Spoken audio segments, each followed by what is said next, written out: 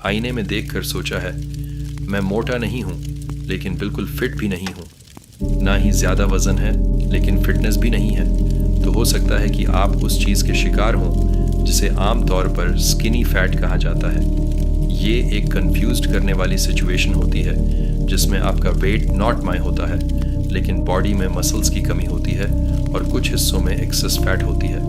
तो सवाल ये है कि आपको मसल्स बढ़ाने के लिए बल्क करना चाहिए या फैट घटाने के लिए कटिंग करनी चाहिए। आइए सबसे पहले ये समझते हैं कि स्किनी फैट वास्तव में होता क्या है।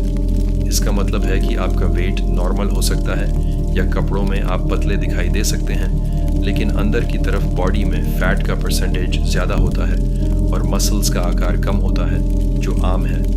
इसके सिम्टम्स में मसल्स की स्पष्टता का अभाव शामिल है, पेट, कूल्हों या जांघों के आसपास एक्स्ट्रा फैट, कमजोरी या ताकत की कमी महसूस होना।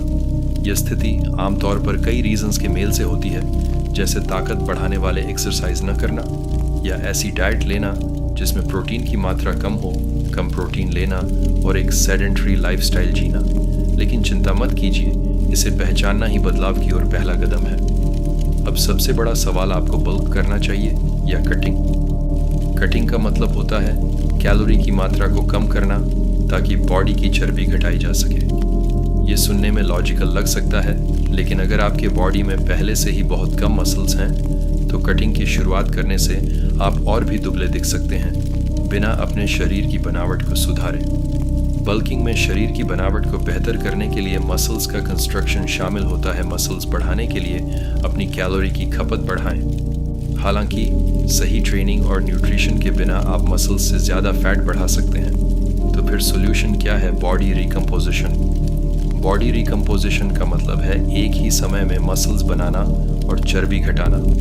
ये स्पेसिफिक फॉर्म से उन लोगों के लिए प्रभावी होता है जो ताकत बढ़ाने के लिए नए हैं या लंबे ब्रेक के बाद फिर से ट्रेनिंग शुरू कर रहे हैं। यहाँ बताया गया है कि इसे कैसे अपनाएं। ट्रेनिंग में कंपाउंड मूवमेंट्स पर ध्यान दें, जैसे स्क्वाट्स, डेडलिफ्ट्स, पुशअप्स और रोज।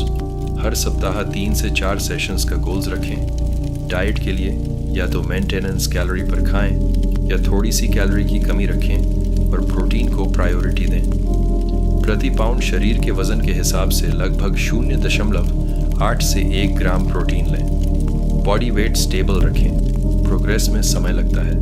अपने वर्कआउट्स और डाइट में कंसिस्टेंसी बनाए रखें। याद रखें, गोल्स तेज़ी से वेट घटाना या बढ़ाना नहीं, बल्कि सुधार करना है। समय के साथ आपकी बॉडी कंपोजिशन में बदलाव आना सामान्य है। कार्डियो को ज़रूरत से ज़्यादा करने से बचने के लिए सावधान रहें। अत्यधिक कार्डियो मसल्स की ग्रोथ में बाधा डाल सकता है, इसे बैलेंस अमाउंट में शामिल करें। प्रोटीन की अनदेखी न करें। प्रोटीन मसल्स के लिए एसेंशियल है। मसल्स की रिपेयर और ग्रोथ के लिए मेक श्योर करें कि आप रोजाना सफिशिएंट अमाउंट में प्रोटीन ले रहे हैं। रेगुलर ट्रेनिंग और बेतरतीब वर्कआउट्स रिजल्ट नहीं देंगे। एक रेगुलरली शेड्यूल अपनाएं। इम्पेशेंट मत हों, चेंजेस तुरंत नहीं होते। रातों रात कुछ नहीं होता। प्रोसेस पर बिलीव रखें और कंसिस्टेंट बने रहें। प्रोग्रेस पर नज़र बनाए रखना बहुत ज़रूरी है। ज़रूरी माप जैसे कमर को ट्रैक करें।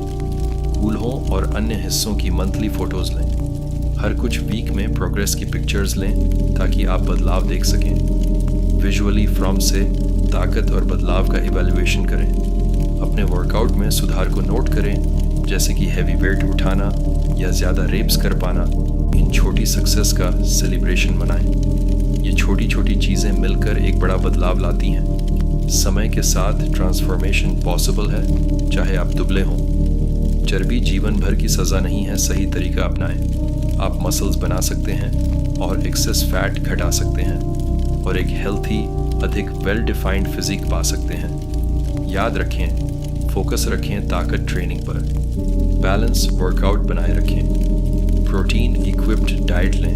रेगुलरिटी बनाए रखें और पेशेंस रखें। आपकी मेहनत का फल ज़रूर मिलेगा। अगर आप अपनी बॉडी ट्रांसफॉर्मेशन को अगले स्तर पर ले जाने के लिए तैयार हैं तो जानिए कैसे मसल्स बनाएं। जानिए कैसे मसल्स का निर्माण करें, सिर्फ अपने बॉडी वेट का इस्तेमाल करके इफेक्टिव वे से, जो इसे किसी भी शुरुआती के लिए एकदम परफेक्ट बनाता है। बिना जिम एक्सेस के भी वे अपनी रिकम्पोजिशन जर्नी पूरी कर सकते हैं। जिम की ज़रूरत नहीं। अब देखने के लिए यहाँ क्लिक करें और अपनी इनर स्ट्रेंथ को रिवील करें।